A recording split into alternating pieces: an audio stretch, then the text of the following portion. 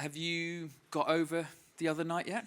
Not quite. The sleep is still a little hard to come by because I'm just still so excited by all of the chaos and the drama. It was a really fun evening in the end, although a little bit stressful at the time. But yeah, a lot of fun. Vibes are good.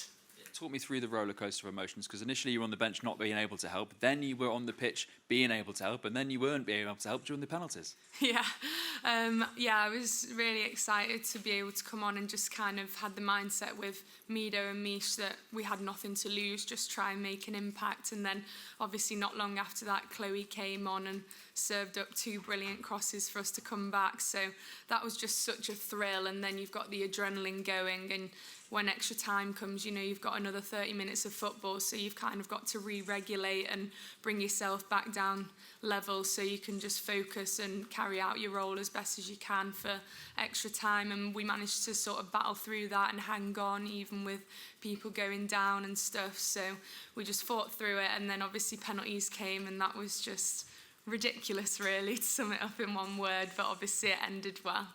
Talk me through your own sort of personal feelings, because obviously you missed the Euros through injury, you went to the World Cup but were a substitute.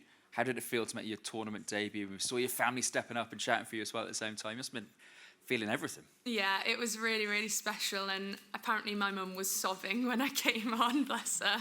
It doesn't take much to set her off watching the football, to be honest, and I think she was crying as well after we won on penalties. So a lot of tears were shed, but yeah, I was just really excited to get the opportunity. I've been working hard throughout the tournament just to stay prepared if I was called upon, and so I felt really ready when that happened, to be able to make an impact and make a good contribution to the team. So I was really excited, and then obviously being able to turn it around and get the win in the end was such a joyous moment. And how sort of locked in are you to try to make an impact in the semi-final coming up as well? Yeah, just having the same mindset as I had from the very start of the tournament, just training to the highest level that I possibly can do, making sure I'm prepared, knowing the role of the defenders in the team, and if I'm called upon, then I'll be ready. Thanks. Hi, Esme. Can you just give us a bit more of an insight into the aftermath of that win? It was such a crazy, chaotic win. How do you even begin to wind down from something like that? How do you recover? What time did you go to bed? Can you just tell us sort of how it unfolded? Yeah, went to bed quite late, to be fair. It's just so hard to switch off, especially when it's been such a game of roller coaster emotions. Your heart's just pounding and you keep replaying moments. There was a lot of just laughing about things that happen within the game, in the change room and stuff afterwards, and then on the coach journey home. And a few of us got together to watch that night's Love Island episode on catch up to try and tire us out before we went to bed. So that's how we wound down. Your phone must have just blown up after that, not just people congratulating you on making your major tournament debut, but were most of the messages also asking what was in the note? Yeah, to be honest, it was a lot of that. It was like, congrats getting onto the pitch, well done. Wow, that was crazy, please don't do that again. And then a lot of it asking what was in this famous note to Lucy and Leah. And what did you say? Well, I didn't actually read the note myself. I was just told all of the information when I was on the side, so then I presumed that it would just be that in the note. So I just asked Serena who I should give it to, and she told me Lucy. So ran over, Lucy read it, and then I took it to Leah, and I think she just put it in her sock. But I think it was just the formation we were going to be honest. At any point in that game, did you think we're going out here? There was a moment at the end of the first half where I thought, I've not packed anything. And I was like, my wardrobes are full right now, and I have not got anything in my suitcases ready. But I really had a sense throughout the game, even when we were down, that it wasn't our time to go. I think sometimes you just have a sense of calm, which you can't explain why it's there, but just a belief really that we're not going to let this happen. And so, yeah, I always had faith that we were going to be able to turn it round, and thankfully that happened. And just finally from me, what does it say about the character of this group, but also the substitutes, the finishers, that you were able to stay in this game and turn it around in the way that you did? Yeah, on the bench, we're always encouraging each other to kind of spread belief to those who are on the pitch, but also to stay ready and make an impact. And that was what we spoke about when all of us sat down on the bench for the second half. It was just be ready to come on and change the game. And all of us were. Obviously, Michelle made a huge impact getting that second goal. Chloe with 2 incredible crosses. Mido worked her socks off, having to play in an unfamiliar position in midfield. And Grace put in an incredible shift when she came on too. So really proud of everyone. But we've just got such amazing character and grit and determination within the group that we're never beaten. And that really showed the other night. Hi, Esme. I thought you played really well the other day when you came on. you. I just wonder, you mentioned to Anton about, being ready to be a starter. Did that performance, that sort of cameo performance from you, give you extra confidence, maybe extra drive to push to be a starting player in this England team? Yeah, I think every day you show up at training, you're always pushing to be a starting player. Obviously, those decisions don't lie with us, and I'm always content knowing that I've given absolutely everything to be in the best position to make an impact and just do whatever role I have to the best of my ability. So my mindset doesn't change at all. I'm going to prepare in exactly the same way. And obviously, being able to play the other night was such an amazing feeling and has given me a confidence to perform should I be called upon again. But obviously, that's not my decision. I'm just going to make sure I'm ready for whatever my role is. Yeah, and Chloe Kelly was obviously another player who came on and did really well. How important is she to this England team? Yeah, she's an incredible player. She's been training amazingly the last few days, scoring lots of goals. So she was high on confidence coming into that game. And she seems to thrive on these moments when the team needs her to pull a performance out of the bag. And she was just incredible when she came on, just getting in great positions in the wide areas. And Chloe's a brilliant crosser of the ball. So when you saw her cut in, I just knew she was going to land it on someone's head. And thankfully, people were there ready to finish it off. And obviously, she had a decisive penalty as well. And under that pressure, there's no one I would rather have in that position. She's so reliable and just so composed and calm. And she said afterwards that she made eye contact with the goalkeeper and the keeper was like smirking at her. So she just started laughing. And I just think the composure in that moment to just be so free and at ease and confident to be able to laugh just shows what a brilliant player she is for stepping up. Thanks. Can we go to Rob at Sky News, please? If we can get the mic back there. Thank you. Hi, I was just wondering, have you watched the game back, the penalties back as a group yet? Not as a group, no. I think I've seen little clips sort of on my own, and I think a lot of the girls have too, but we've not reviewed that as a whole. We've reviewed the game and the things that happened in the 120 minutes, but as for the penalties, we all know individually what lessons we can take from that. I suppose it's better watching back when you know the outcome. Yeah, exactly. Much less stress the second time around. And this is a 6th semi-final in a row for England. It is a really unprecedented period of domination. Is that something you reflect on? And, for the country to really know that it wasn't always like this for any England team? Yeah, well, it's funny speaking to Lucy Bronze and Alex Greenwood about it because they've been part of so many tournaments. I think Alex has been part of the tournament since that run began. Lucy did one before, I think. So it's amazing speaking to them about the journey and the change in the things that we have at our base camp, for example. And it's really special knowing how far the game's come. And a big source of pride that England have consistently got to the latter stages of these tournaments. Every tournament's had a different journey. Obviously, ours didn't start so well, but we've had 3 must-win games that we've come through now. So it's really exciting. And it's a lot of fun for the fans back home, being able to see us get to these crucial moments of tournaments. And is there one thing Serena has said, either on the night or yesterday when you've all had a bit of time to relax, one message that she said that makes you reflect on what an incredible last sort of 24 hours or so it's been? Just proud of the togetherness of the fight that we showed, that we were never beaten. We kept pushing and pushing until the very end and fought. And it's just the depth that we have in the squad for everyone to be ready to step up when they're called upon is such an incredible thing for us to be able to fall on through this tournament. And it showed multiple times throughout the games we've had. So that's something we're going to continue to rely on as we go forward. Thanks and good luck. Thank you. Thanks, Rob. We'll go to Tara. Thanks. Hey Esme, obviously that game was really physical, and everyone got quite battered and bruised. I just wanted to know how kind of yesterday looked and what the recovery was like, and how everyone was kind of doing, really. Yeah, everyone who played significant minutes had a recovery day to be able to just sort of reset, get moving again. The finishers went to train, had a really intense session. But yeah, it's just a case of getting off feet, bringing yourself back down to earth, even mentally, just to have a chilled day to reset after all of the excitement of the night before. And then same again today, just everyone being able to relax, switch off a little bit, ready to then turn our full focus to the Italy game and be ready to go with full energy into that. Thanks. Jamie?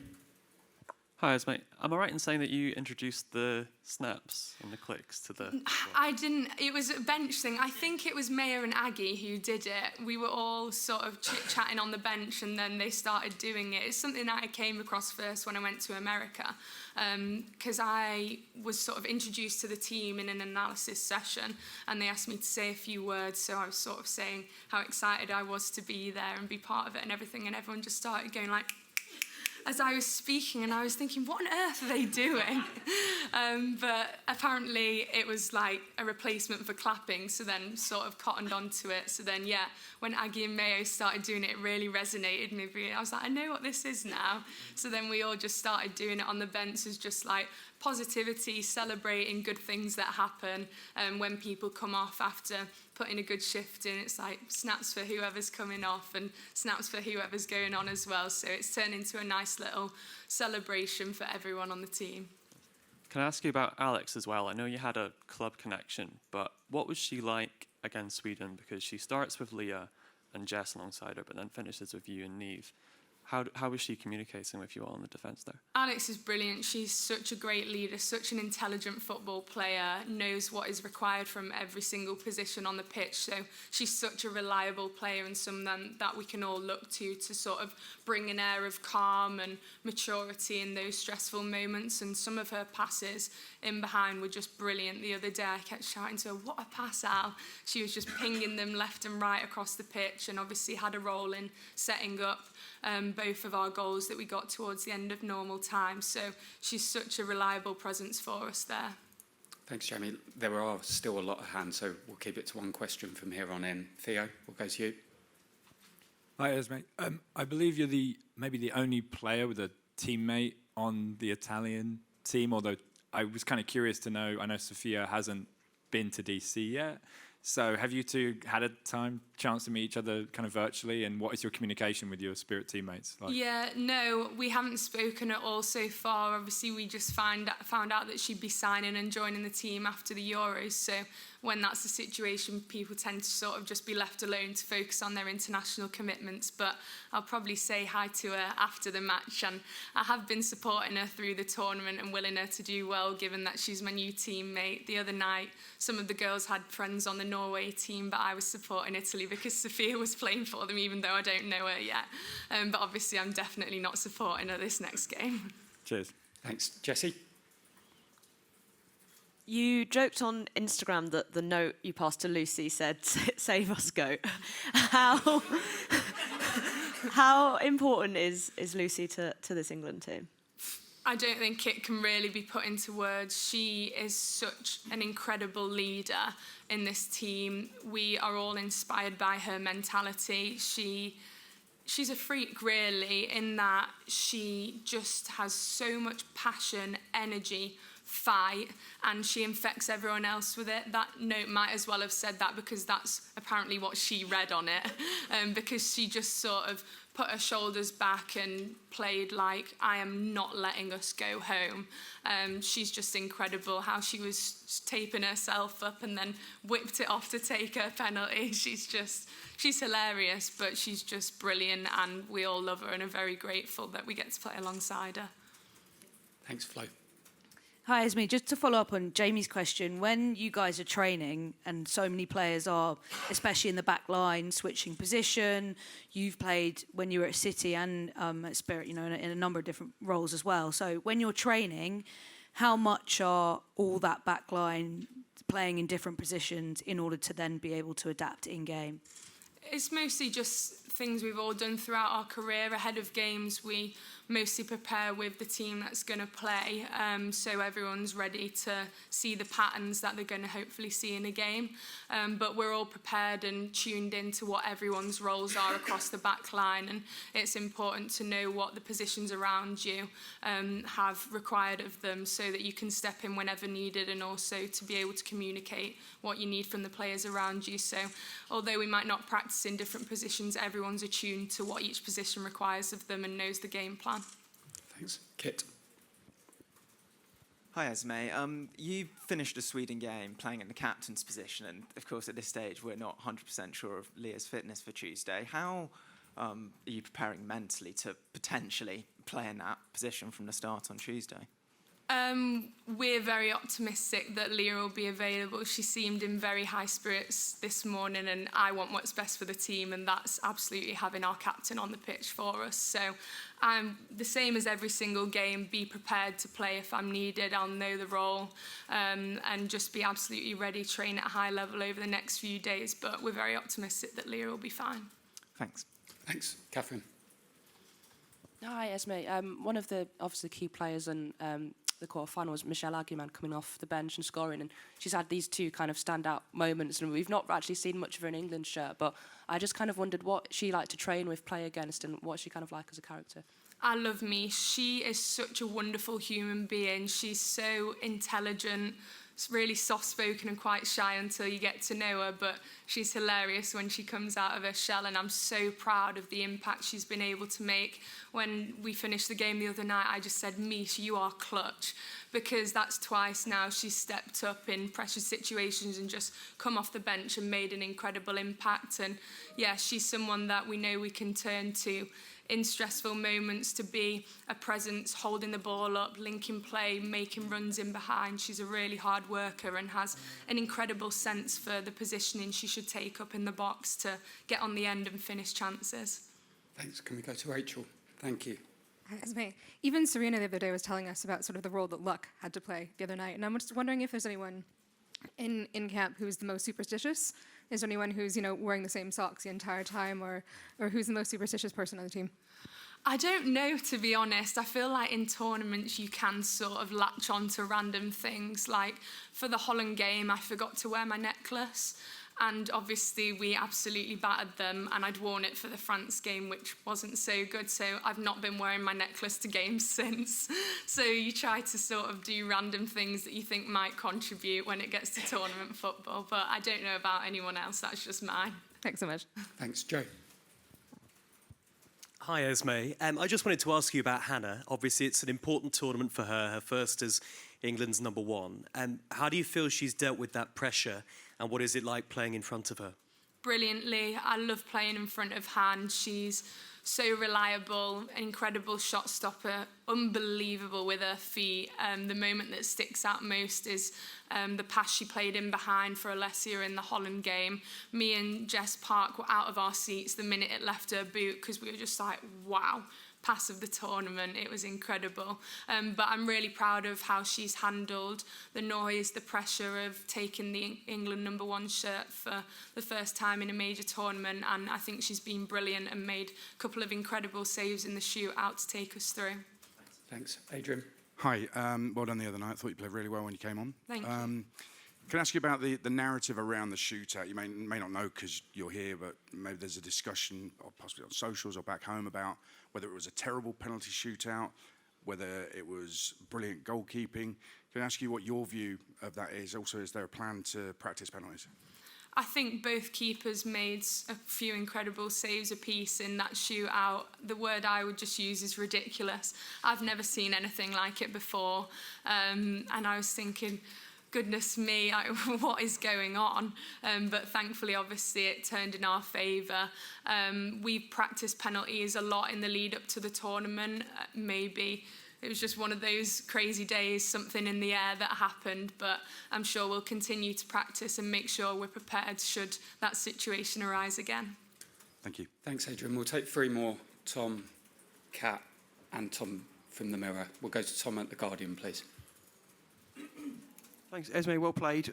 You came on alongside Michelle Aguiman, and I just wondered if you could talk a bit about that performance from her, that, you know, such an important goal, but I'm also wondering, what was she like when you were preparing to come on together? Did she seem phased by it?